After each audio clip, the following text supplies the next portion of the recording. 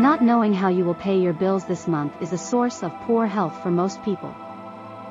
Not knowing how you would pay to get out of an emergency situation is generally less of a concern, until you suffer illness, injury, or some other bad luck.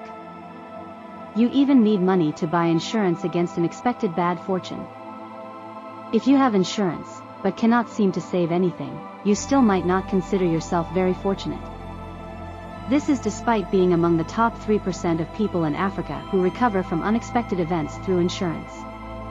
Now supposing you surpass these first 3 levels of financial capability, and have money to put away, but too little to make any meaningful investment with. As with the insured group, you find that there are many massive local and international organizations that will happily help you find a home for your excess money. Well, you don't want your excess money to be homeless, do you? Unfortunately, since most of us grew up without proper financial literacy, we are part of the problem. We are easy victims to so-called investment structures, credit facilities, charities and church businesses, and a whole host of others, including medical rip-offs. Ever noticed how, when you visit a doctor, you are generally found to be ill, and you most definitely require pharmaceutical treatment to get better? Ever noticed that, if you simply stayed at home, you will usually just get better? Look into it. We are not talking about times when you may have a high fever, or a fractured bone. Just think back to most of those times when you just didn't feel well. Certainly, if you are actually sick, please go see the devil you know in the white coat. He could be saving your life. Being broke can leave you feeling just as ill as any other form of stress. Financial health is a wellness issue, but people often try to address it in ways that just leave them more stressed. Possibly the worst might be trying to ignore the issue in the hopes that it goes away. Second worst would probably be to lock yourself away at home and pray about it without taking any action. Actually, this is not true. Worse than that would be to borrow money, to pay a specialist man of God to pray away your money curse. We would recommend treating your money condition with a similar approach as you would use to treat any other sense of unwellness.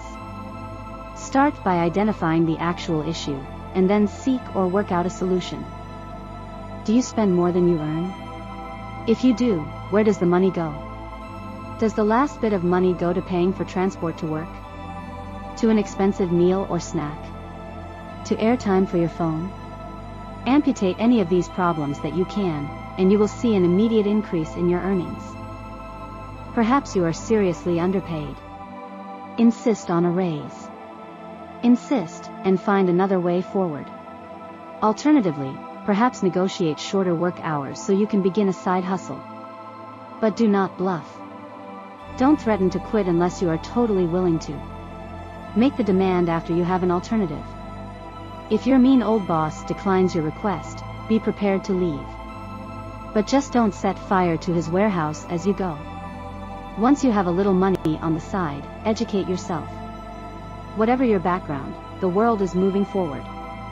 You can never go wrong by upgrading your brain.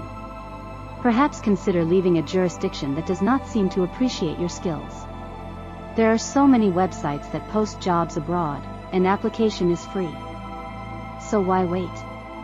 A major reason why we stay financially unwell is that, just like with bodily illnesses, a downward spiral comes into play. Being constantly broke feeds into other experiences of unwellness.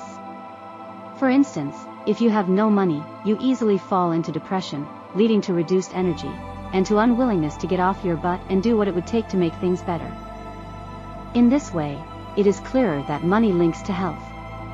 But what if you have followed all the right steps needed to get to a strong financial situation?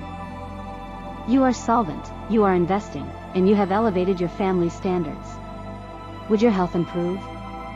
Well, you may find that you begin to stress about totally different things. A bit more like rich people problems.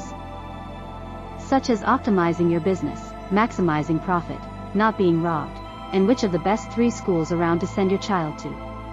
You could still get ill from these problems, if you're not careful, but we like to think that this might be a more acceptable way to get high blood pressure. In this case you have earned your heart attack, but hey, you can afford to pay for it.